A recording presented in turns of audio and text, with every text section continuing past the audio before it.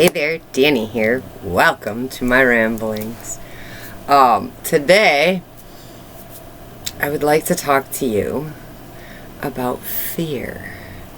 And if you stay tuned to the end of this video, I will tell you exactly what fear is, and it should cause you to decide that you want to get out of it. So, bear with me a little bit here. Fear.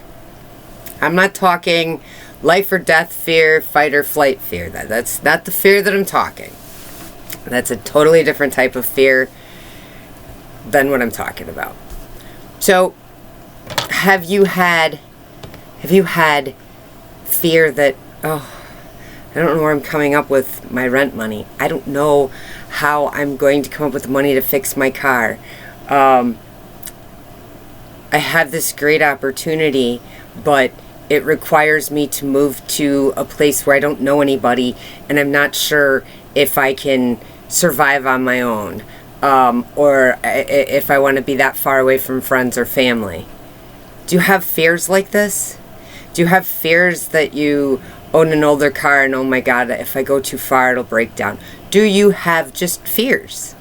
Fears of anything. Fears of failure, fears of success, fears of anything. Do you have fear? Because the truth is, fear is what keeps you in your comfort zone. And life goes stagnant in your comfort zone. You don't get to grow. You don't get to have a stronger relationship and walk with the man upstairs if you're in your comfort zone. He can't, you're not allowing his will if you're staying in your comfort zone. You're in your comfort zone. You are telling the man upstairs that this is where you're comfortable and you don't want to go any farther because you have free will. When you get rid of the fear and you start to walk closer with the Lord and you start to build a better relationship with Him, you don't have fears. You really don't about those things. You're like, well, God will help me. God will take care of it. You just keep going about what you normally do. You do your day-to-day stuff. Do what you got to do. God will help you. He'll take care of it. I know this for a fact because I have come in and helped people that I didn't even know. But my stepping in and helping them and then having a conversation with them while I'm helping them opened their eyes to something that they needed to have their eyes open to. I didn't know that I was going to do this. And this happens all the time when I pull over to help somebody on the side of the road or other little things like that. When I sit and have lunch or dinner with a homeless person, because I know a lot of people probably think it's weird and crazy, but I'm going to eat anyways. And if there's a homeless person nearby, I'll be like, you want to go get some dinner with me and bullshit for a little while? And they're like, yeah. You might learn something from them, because honestly, the truth is, in my opinion, they have like the hardest lives of them all. You got to live out on these streets and can you imagine the shame they feel because of how cold and cruel we are to them? Come on. They're at our mercy. And we as a society are so cold-hearted to them. We treat them like they're not human. It's ridiculous. Anyways, your fear holds you back. So, when you are afraid of something, so say it's something, say that you don't know how you're going to, you don't know how you're going to make your rent this month, and you've got a week and a half or 2 weeks left till that time. So what do? You talk to the man upstairs. You tell him, I don't know what I'm going to do. You get up and you go to work like you normally do. You go about your day to day, and every time it pops in your head to start being afraid, you talk to the man upstairs and tell him, I don't know how this is going to come through, but I'm handing it over to you. I'm letting go and letting God. He's going to pop something into your head.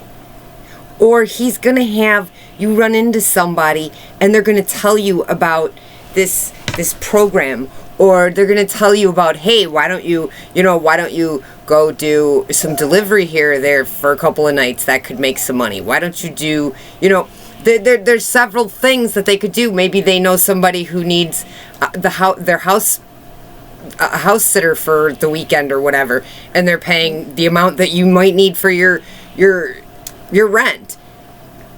You have to, faith is believing that he's going to come through for you. It's not going to be the way that you want it to be. It's not going to show up how you want it to be. And it's not going to be handed to you on a damn silver platter. You're going to have to use your brain. You're going to have to do something.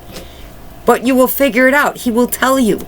He will give you. He will pop something in your mind. He will have somebody just randomly have a conversation with you about something that might give you something that you need, some information that you need. And the more and more that you build your strength and your relationship with him, your walk with the Lord, the more you see that you can start to let go of that fear and that worry. Because it's not for you. He's got you. Now here's the kicker. This is what you all have been waiting for. Do you know what fear is? I'm going to tell you. And I hope it blows your mind and really causes you to say, that's it, I'm getting out of this fear. My, it's okay, buddy. Fear is the devil's playground. So as long as you stay in fear, my, it's okay, buddy. Hold on. As long as you stay in fear, the devil is going to play with your mind and your feelings and everything about your life. My. So if you want to get out of fear, get out of it. Because it's the devil's playground. That's where he's at, so he can screw your life up. That's why you have to have faith and believe. Because that man will allow you not to be afraid. And then the devil has no playground with you anymore. And your relationship with the man upstairs becomes much, much stronger. Unable to be penetrated once you build that relationship with him. So just know one thing. Fear is the devil's playground. So, get rid of your fear. I'm going to share with you how I do it. And the more you do it, the easier it becomes. And then you don't start seeing these things that would cause you fear before. You don't start seeing them as fear anymore. You start to see them as just an obstacle that you're going to get over. You and the man upstairs figure it out. He's got you. You know he's got your back. And that's all you need to know. So how I do it is I don't pray like most people. I don't say, Dear Lord, and then all this stuff, and then Amen in the name of Jesus Christ. I don't say all that. I literally talk to the man upstairs throughout the day all the time.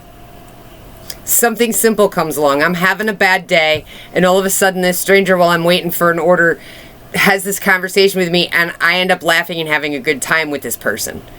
The minute I walk out of that restaurant, I thank them for the moment of interacting with them and enjoying their company and telling them thank you for making me laugh. And as I walk out that door, I literally look up to that sky and I say, thank you, I needed that. I thank the man upstairs multiple times a day. And when I'm at my wit's end, I literally say, I cannot do this. I need your help. I have no more patience for this. I'm letting it go and handing it over to you. I can't do this. And then he comes through. It's not on my time. It's not on your time. It's on his divine timing. But I don't pray to him like everybody else does. I talk to him. I will literally tell him when I'm having problems or whatever. I'll literally tell him. I will speak it when I'm driving down the road or I'm sitting in the house. And if I'm in public where there are other people, I may not speak it out loud, but I will speak it in my head. I talk to the man upstairs regularly. How can you have a relationship with somebody without communication? Well, you gotta have some communication with the man upstairs too. And he will communicate back to you. You'll learn how to understand his communication to you. It takes time, but you will. And eventually you won't have that fear. There will be no comfort zone because pretty much nothing scares you anymore. If you're a little nervous or whatever, you just have a conversation and be like, okay, I'm a little concerned with this, so I'm just going to hand it over to you. And you hand it over and everything turns out beautiful. It really is that simple. I thank him tons of times a day. I thank him for every little thing. If he keeps me from getting in an accident, and I will tell you, if you don't have a car horn, I think that's kind of dangerous. Because I don't have a horn in my car. And there are times where I've needed to use it. Thank God that I just know how to back off or get out of people's way. Because otherwise I'd have been hit a few times. But when I don't get hit, I look up to the sky and thank him. Thank you.